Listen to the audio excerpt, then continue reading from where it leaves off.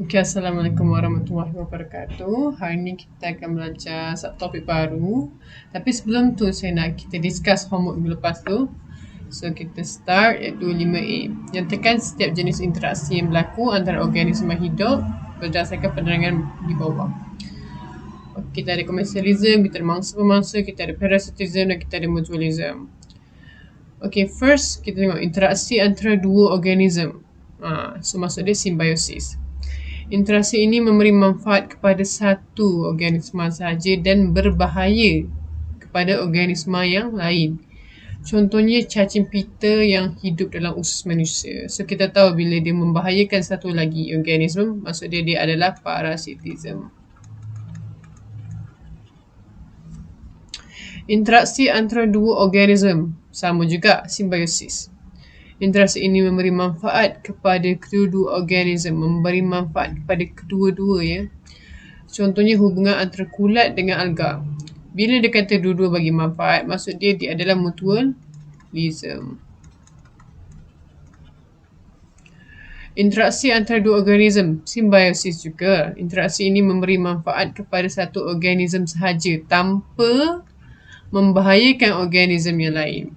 Contohnya ikan remora melekat kepada ikan jerung. Maksud dia adalah commercialism. Commercialism dia bagi keuntungan kat sebelah pihak sahaja, tapi sebelah pihak lagi tidak mendapat apa-apa.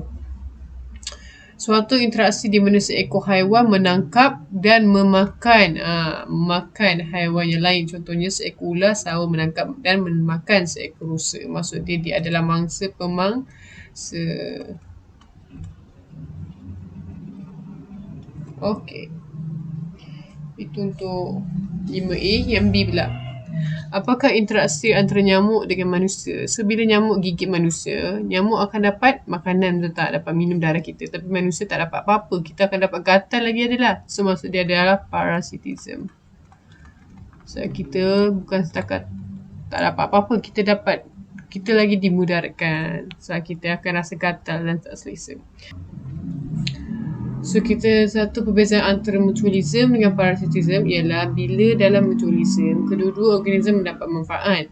Manakala dalam parasitism, satu organisme akan dapat manfaat, betul tak? Tapi yang lagi satu memudaratkan. So, seterusnya. Okay, hari tu kita ada belajar pasal interaksi between dua organisme, betul tak? Kita ada mangsa-pemangsa, kita ada persaingan, kita ada simbiosis. Simbiosis terbagi pada tiga iaitu mutualism dan commercialism dan juga parasitism. So hari ni kita akan belajar kawalan biologi. So kita dah tahu apa interaksi diorang. So kita boleh gunakan ilmu interaksi yang kita tahu tu untuk kita buat kawalan biologi. Apa itu kawalan biologi? Kawalan biologi ni adalah satu kaedah yang kita menggunakan organisme iaitu mangsa semula jadi, maksud saya pemangsa semula jadi, parasite dan juga patogen. So kita akan belajar pasal kawalan biologi hari ni Okay. Ini adalah contoh-contoh kawalan biologi. Untuk pertama, burung hantu lah. Kita guna burung hantu di ladang kelapa sawit untuk mengawal populasi tikus. So bila kita tengok kelapa sawit kita asyik rosak je sebabkan tikus. So kita letak burung hantu tu untuk dia kurangkan populasi tikus tu. Seterusnya ikan gapi. Kita biasanya beli ikan gapi dekat rumah kan. Ikan gapi ni bagus kan kita bela sebab dia boleh makan jentik-jentik yang ada kat dalam kolam. So kita boleh elak daripada Aedes ataupun nyamuk lah. Pembiakan Aedes ataupun nyamuk. Seterusnya itik. Itik diternak di sawah padi untuk makan perosak seperti siput dan serangga. Bacillus ni digunakan untuk mengawal serangga perosak. Kawalan biologi lebih mesra alam kerana tidak menggunakan pestiside ataupun bahan kimia. Bagus sebenarnya kita guna kawalan biologi ni sebab selalunya kita akan guna bahan kimia, betul tak? Untuk buang kumbang yang merosakkan tanaman, kita guna racun untuk buang dorang. Tapi kalau kita guna haiwan, kita guna kawalan biologi untuk gantikan bahan kimia tu, dia sangat bagus lah sebab dia lebih mesra alam. Dan kita dan jimat dia akan lebih jimat lah, dia lebih murah, dia tidak menjejaskan kesihatan manusia sebab kita hanya letak satu organisma situ je untuk mengawal perosak-perosak tersebut. Okay. Tapi kita kena tahu juga ada kekurangan lah dalam penggunaan kawalan biologi ni, sebab antaranya adalah mengambil masa lah. Kita ni nak buang tikus sebab cepat ni, sebab dia makan sawah padi kita, tapi ular ni lambat sangat makan semua tikus kita tu. Kita kena faham lah benda ni akan ambil masa, sebab ni kita main dengan alam semula jadi. Kita tengah main dengan organisma. Kita tak boleh simply suruh diorang cepat makan tikus yang ada kat sawah padi tu. Semuanya depends kat diorang. Lepas tu keseimbangan ekosistem kita juga boleh terganggu. Seterusnya, faktor-faktor yang mempengaruhi saiz populasi dalam ekosistem. Terdapat 4 faktor lah, antaranya serangan penyakit. Kenapa saya cakap serangan penyakit tu antara faktor-faktor yang mempengaruhi saiz populasi ialah sebab, contohlah, macam kes contoh kita ternak ayam, tiba-tiba ayam kita kena serang penyakit, so semua mati. Kat situ kita tahu, kita nampak dia penyakit ni mempengaruhi saiz populasi tersebut. Okay. Kedua adalah kehadiran pemangsa. Kita nampak populasi kuda belang dekat area satu tempat ni sangat banyak. Betul tak? Tiba-tiba one day disebabkan datang seekor singa, dia makan zebra-zebra tu. Dia makan kuda belang situ. So kuda belang punya populasi akan menurun. So sebab tu kehadiran pemangsa boleh menurunkan saiz populasi organisma. Seterusnya, sumber makanan. Kita boleh fikir secara logik lah, kalau semua makanan kita berkurangan, haiwan-haiwan boleh diancam kepupusan. So contohlah kat tempat tu kan, burung tu dah makan semua ikan yang ada kat dalam laut tu, kat dalam kolam tu. So dia akan cari tempat lain lah untuk makan, betul tak? So kalau dia asyik duduk situ je, dia akan matilah sebab makanan dah tak ada. Sebab tu dia pun pindah tempat lain. So dari situ kita tengok saiz populasi pun dah kurang. Seterusnya, perubahan cuaca. Kemarau yang berpanjangan menyebabkan tanah menjadi kering dan tidak subur. Contoh, kita tanam padi. Lepas tu musim kemarau, padi kita pun tak sihat. Lepas tu of course lah, belalang semua akan jadi sikit, betul tak? Sebab kenapa? Padi tu pengeluar sikit, of course pengguna primer kekurang, pengguna sekunder kekurang sebab perubahan cuaca, sebabkan pengeluar punya keadaan sudah berubah. Seterusnya, perubahan dalam ekosistem. Ada 3, okay. Pertama adalah perubahan saiz populasi. Kita punya ekosistem akan berubah kalau perubahan saiz populasi itu berubah.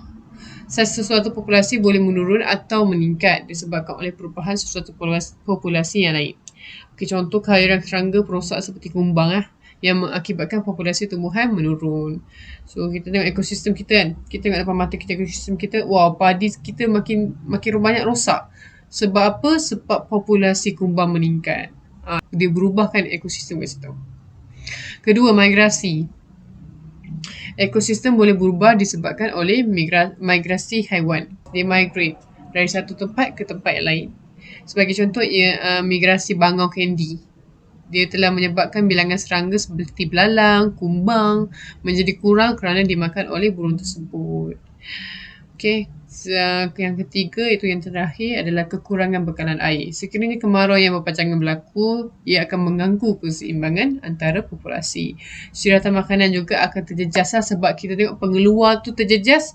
Of course, pengguna primer, pengguna sekunder, pengguna tertia akan juga terkesan lah sebab pengeluar makin kurang, of course yang lain semua akan terjejas, betul tak?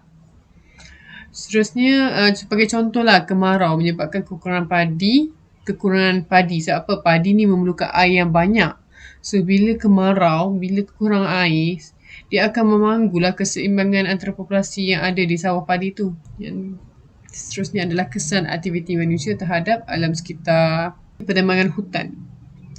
Banyak sebenarnya kesan penebangan hutan ni, antaranya kepupusan spesies flora dan fauna. Kita duduk tebang pokok ni, kita tak tahu pokok tu rare ke apa ke, sebabkan kita asyik tebang je, kita tak fikir berapa banyak kuantiti ada kat dunia ni. Tiba-tiba tengok pupus dah. Dia juga menyebabkan kesan rumah hijau dan juga hakisan tanah. Kenapa hakisan tanah terjejas? Sebab akar pokok ni yang mencengkam tanah, yang jadi konkrit, yang jadi tulang belakang tanah. So kalau bila tulang belakang tu ada, dia akan jadi terhakislah tanah-tanah tu. Seterusnya perindustrian, aktiviti perindustrian. Perindustrian ni macam kilang. Kita keluarkan air-air sisa-sisa toksik ke dalam sungai. Kita tak tapis pun air-air toksik tu. So kita akan menyebabkan pencemaran air. Dan sebabkan pencemaran air, terjadi juga pencemaran tanah.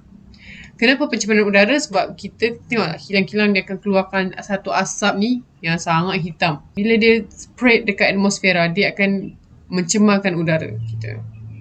Dan sebabkan udara kita tercemar, air kita tercemar, hujan menjadi asid lah.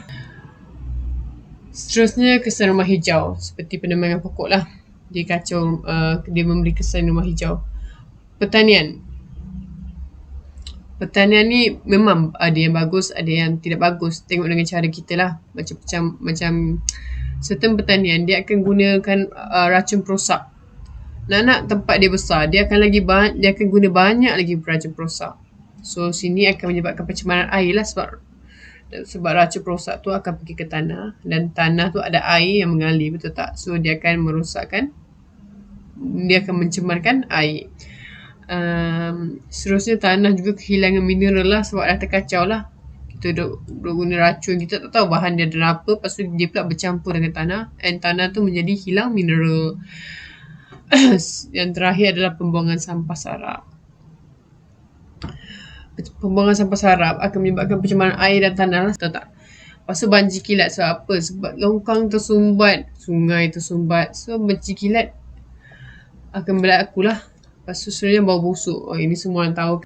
Okey, kita dah tahu antara kesan dan akibat kita tak jaga keseimbangan alam. Dan ada 4 langkah kat sini saya sertakan, iaitu mengamalkan refuse, reduce, recycle, repurpose, iaitu 5R. Menggunakan kaedah kawalan biologi, meningkatkan kesedaran orang awam, dan juga yang terakhir adalah menguatkan undang-undang. Mengamalkan refuse, reduce, reuse, recycle dan repurpose, 5R. Refuse ni kita tahu dalam bahasa Melayu adalah mengelakkan penggunaan bahan yang tidak dapat dikita semula. Antaranya macam plastik lah. Kita better mengelakkan penggunaan bahan plastik. Reduce, kita mengurangkan jumlah barang yang digunakan. Okay, supaya tak banyak benda nak kena buang. Reuse, kita menggunakan semula sesuatu barang. Recycle, kita kitar semula bahan. Dan repurpose, kita menggunakan sesuatu bahan itu untuk kegunaan lain. Menggunakan kaedah kawalan biologi, kita mengelakkan penggunaan pestisida yang mencemarkan udara dan tanah dengan menjalankan kaedah kawalan biologi pertanian. Macam kita belajar tadi lah, sebenarnya kaedah kawalan biologi ni sangat mesra alam. Oleh itu dia sangat kita recommend. Tapi melambatkan proses tu. Yang ketiga adalah menguatkan undang-undang. Seperti membuat rondaan di kawasan hutan dengan menggunakan helikopter supaya kita dapat pantau apa yang terjadi dekat hutan-hutan tu. Maybe ada orang tengah buat pembalakan secara haram. Ataupun kita menjalankan sekatan jalan raya untuk mengawal pergerakan lori yang membawa kayu balak. Kita boleh tengok. Dia angkut kayu balak ni yang mengikut undang-undang ataupun secara haram. Yang terakhir adalah meningkatkan kesedaran orang awam. Kita dah belajar dah kepentingan menghargai keseimbangan alam, tapi tak semua orang menerapkan nilai mulia tersebut kan. So oleh itu kita kenalah share nilai mulia tersebut melalui media massa seperti akhbar, radio dan televisyen, supaya orang tahu benda tu adalah sangat penting. Dan ini adalah homework. Itu saja. Terima kasih.